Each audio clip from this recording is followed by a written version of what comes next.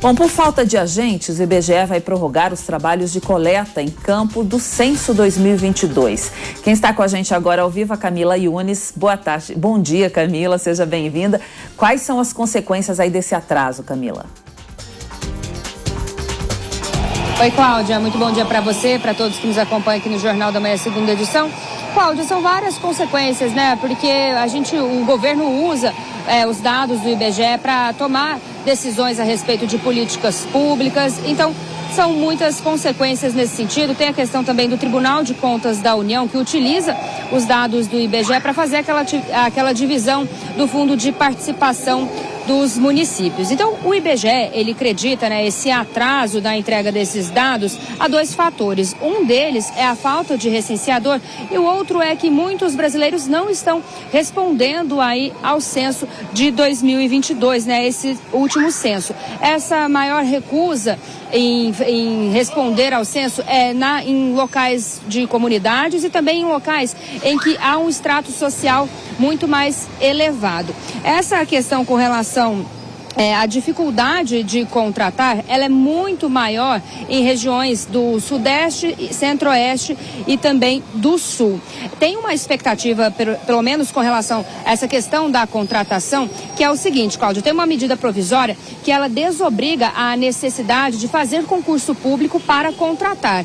Então pode ser que com essa medida, a aprovação dessa medida provisória tenha já uma contratação mais fácil, que não necessite de um concurso público. E de todos esses dados, todo esse censo que vem sendo realizado, os únicos estados que já conseguiram completar todo o censo foram os estados do Piauí e de Sergipe. Então, ainda mais em território nacional, no âmbito nacional, não teve, a gente não completou ainda só 80%, ainda fica faltando 20%.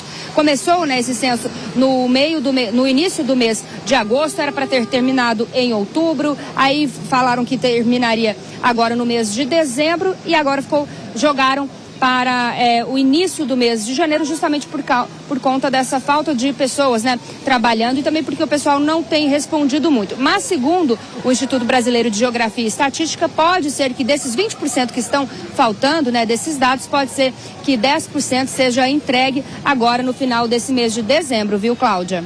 Camila, aí o IBGE divulgou o quarto balanço do levantamento que traz informações importantes sobre habitação. Quais são os principais dados?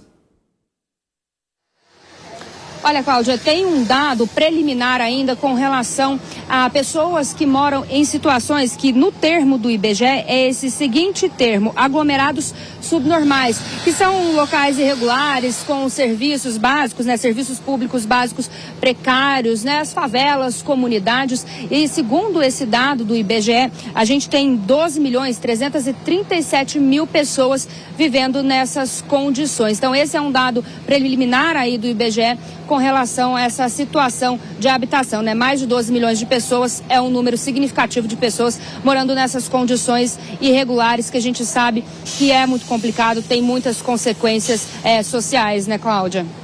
Com certeza, Camila? E obrigada aí pelas suas informações, até mais. Vamos chamar o Diogo Schelp, então. Diogo, aí conta pra gente por que é importante manter o censo, os dados do censo do IBGE atualizados. Como a Camila Yunes falou muito bem, o censo serve justamente para embasar políticas públicas, para a distribuição de recursos para os municípios. A gente pode dar um exemplo, claro, ela falou sobre a questão do urbanismo, digamos assim, de quantas pessoas vivem em determinadas circunstâncias, em que tipo de moradia.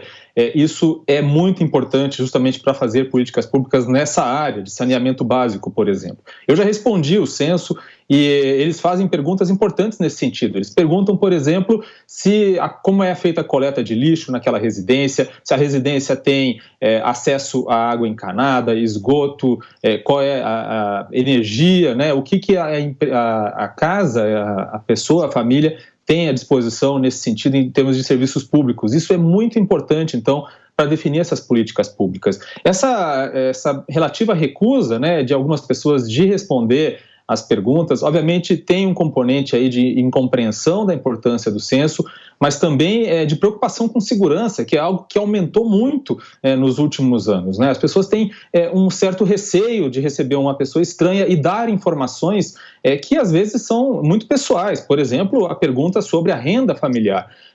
Mas mesmo assim é muito importante.